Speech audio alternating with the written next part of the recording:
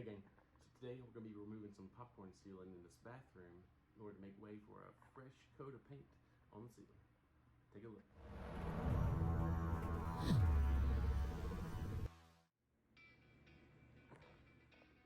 Homeowners wanted to get this removed. You see they tried to get some of it off themselves. Paint it black. So we're going to help out and get it all taken down. You got some areas taped up here to keep the mess from on the floor. Taking off some shelving. First thing I'm going to do is I'm going to apply some water, some warm water to the ceiling with a sprayer. Let it well just a minute. Then it'll be easily scraped off.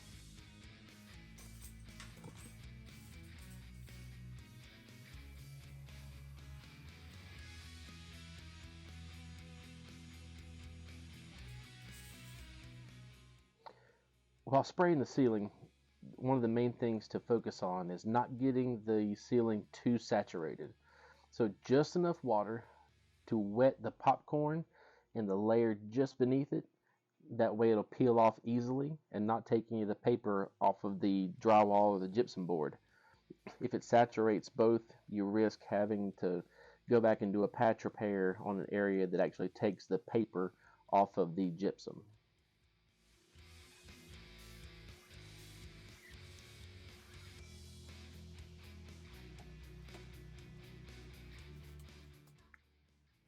Okay, so here, as we're taking off the popcorn from the ceiling, I'm trying to go pretty slow and starting in a small area to see how well it's going to be removed from the ceiling. And actually started out in a tape joint. You'll be able to see there that some of the drywall compound was actually right underneath my blade.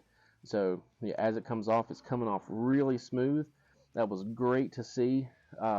That means that the popcorn was wet just enough to allow it to release from the ceiling and taking it all the way down to the wall there.